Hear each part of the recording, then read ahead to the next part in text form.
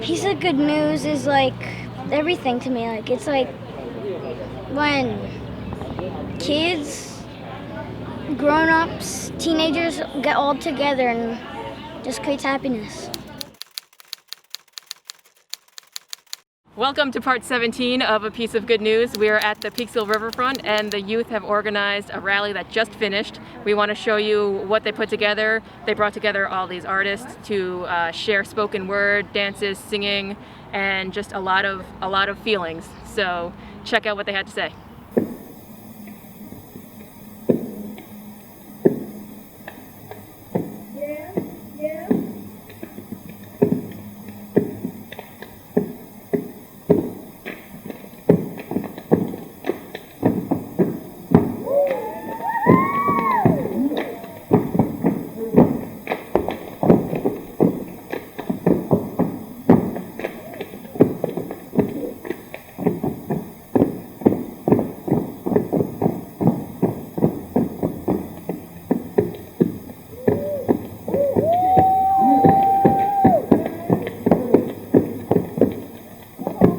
Today we had a great turnout, and I really appreciate it. We had more political and elected officials here today than we thought we would. More community members, people from all over, people from Yonkers, that's far from here, people don't know. People even coming from Brooklyn and in the city. We really appreciate everybody. It was great. Over a way that with tears have been watered, we have come treading our path through the blood of the slaughtered.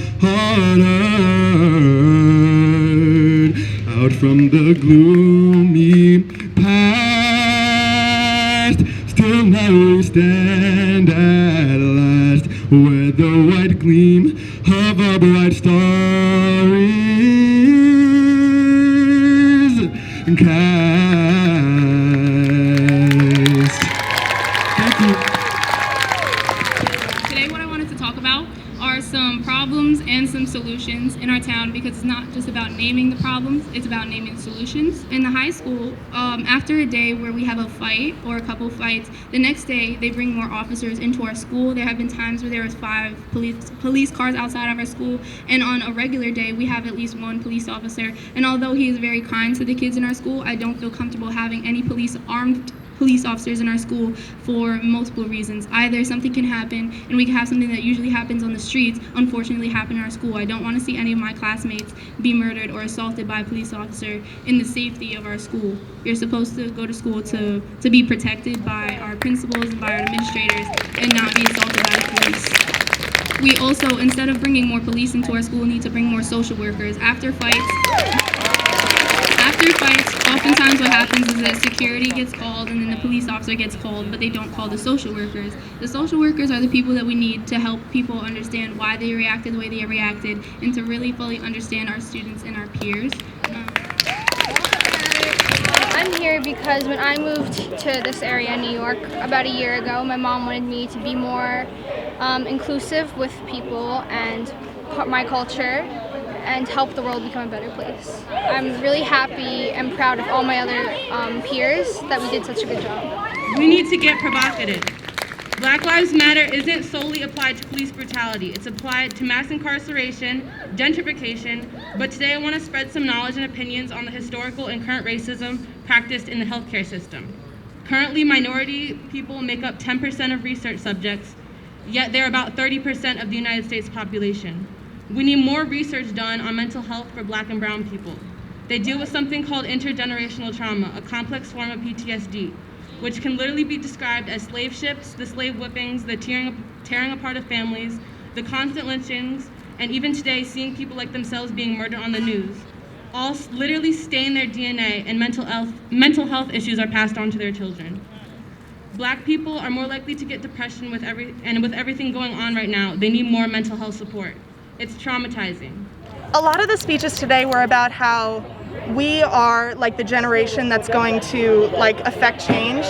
And I think more like rallies like this that are youth led and that have youth speakers primarily are really important to kind of like, because like just speaking as an adolescent, I've been hearing adults talk about politics for all my life.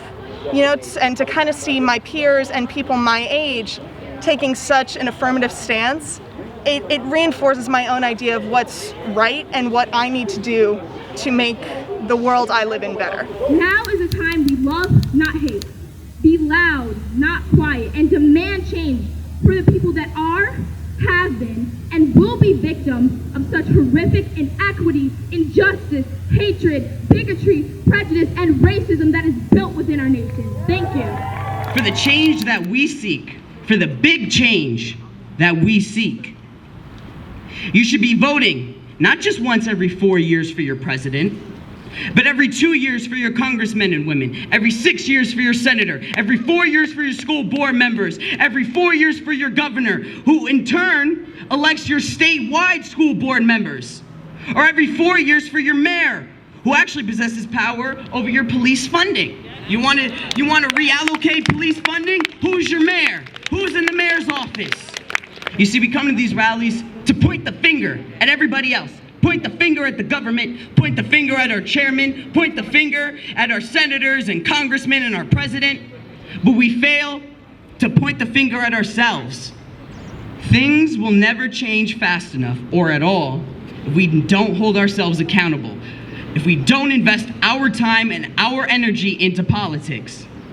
We might not like it, we may not agree with it, but the only way we can make 50 years worth of change happen in 25 is if we vote. I want you all to say to yourselves, it's up to me. It's up to me to make a difference. Not the person next to me, not the person in front of me, not the person behind me, but me. Because I promise you, if you all continually tell yourselves, it's up to me, then we will find destiny, and positive change is our friend moving forward.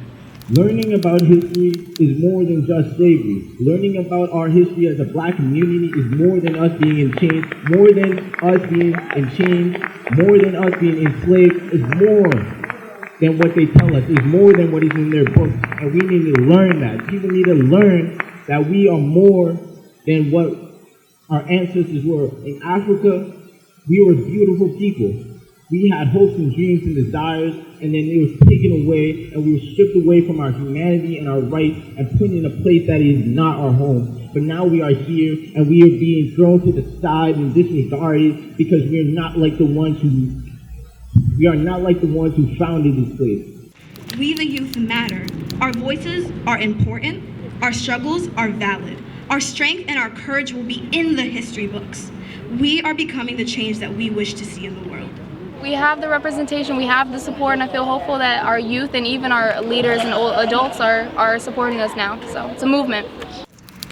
I commend and I'm deeply moved by all of you, all races and nationalities here this morning, who are indignant and outraged that police brutality and systemic racism continue to exist. You, the next generation, have taken up the mantle to fight for justice, for an end to police brutality, and end to systemic racism.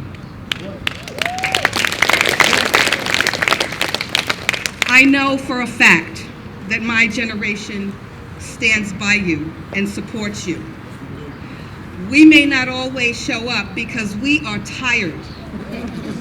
We have been doing this well over 50 years. I can say that for me. But we are right there with you. Please know that. I want to replace suspensions for small things and replace restorative circles to uplift our kids and teach them what they did wrong and how they can restore that relationship. So we are working on that, and our retreat with all of our administrators this coming week, for the next 2 weeks, are focusing on equity and justice in our school district. I don't want our kids to learn about their Latino history, their Black history, their Asian history, their Native American history, their Caucasian history by the books that we purchase from vendors. I want our programs and our curriculum to be written and to be purchased and to be written by ourselves that tells the truth about who I am and who you are. Sometimes I was moved to tears, I'm going to be honest with you. They did such an amazing job because I believe, which I'm seeing more and more, is that they really get it and they really understand that we're not going to live like this. We're not going to live under this cloud of racism and inequity that I've lived under for all of these years, which is why I really wanted to support it. Do the policies that your elected officials support, do their staffs, do their votes reflect what they tell you that they care about? That's the question that me as an elected official want you to ask me each and every day. Ask the people that I work with. Ask the people who represent you each and every day.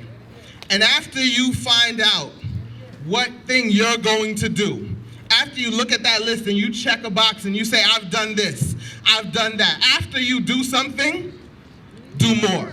Thank you. But we were having too much fun in high school to pay attention to what was going on, and that's why we're here now. That's why we're still fighting for justice. That's why we're fighting climate change, because we didn't pay attention when we was kids. So now we're doing everything we can to make up for yesterday, for you to have a new day. And I appreciate all the work that you are doing, and I love you from the bottom of my heart. To my people in this community, put your fist up one time with me, please. If you're able to, put your fist up and just repeat after me. I will do something. God bless you all. God bless one of the greatest students on earth. Peekskill, New York. Amidst all the challenges and conflict happening today, it's wonderful to see youth of all backgrounds and ethnicities come together and pull something like this off and captivate a community in different ways on every level. We create our own reality. We can change what we want. We can make and create our own experiences. We're the generation who marches for those who aren't allowed to love freely and express themselves freely every single June. We're the generation who marches for the respect of women every January. We are the generation who rallies for gun control. And heck, we're the generation who's at the front lines of this Black Lives Matter movement. We are the movement. And so I end this rant and this motivational speech, if you will, with a quote from the 2019 film, Harriet. And can I sing it a bit, if y'all let me? That's when I'm gonna stand up, take my people with me. Together we are going to a brand new home. Far across the river, do you hear freedom calling? Calling me to answer, gonna keep on keeping on. That's why we have to stand up, take our people with us. Together we are going to a brand new home. Far across that river, do we hear freedom calling, calling us to answer? Gotta keep on keeping on. I feel freedom in my bones. It's always been, I can't breathe. Angels were sent down here to remind us the importance. All they said was all lives matter, like we wasn't important. What the heck, try to shush us with stimulus checks. Can never forget, no peace until justice is met. Y'all said we always want to make something about our race, from dances to the way we dress. Please know your place. Say their names, only the system to blame. So how many lives is there going to be gone? Or is it going to be another 400 years singing the same song? The piece of good news is that I believe that change is going to happen, and I believe your generation is going to make it so. Breathe for all of those who have lost their lives. Breathe for the countless stories that were not caught on tape. Breathe for our sons and daughters. Breathe for the future generation. Breathe for our ancestors. Demand that we do so. Breathe and press on as they did for us. Breathe. For unlike Ahmaud Arbery, Breonna Taylor, George Floyd, you can. Breathe and let your anger fuel your work, your activism. Breathe and let your voice be heard. It hurts that I have to remember that black men are seen as aggressive, so therefore whenever I get angry, I need to act accordingly. Hurts that we have to remember that you will happily invest more money into the preservation of wildlife than you ever will into the preservation of black life. Let me ask y'all a question. When you turn on your TV screens and see another black body down on the concrete, what do you see? Just another murder? Another sad story? Another funeral? What about the aftermath? I see another child who has lost their father, another single mother trying to raise a man, another broken home, which leads to a child who grows up to suffer the same fate as his father, which means another black woman who has outlived her adolescent son. This country practices a culture that lacks equal rights for blacks. And we love to say that black don't crack, meanwhile y'all shatter our melanin like glass.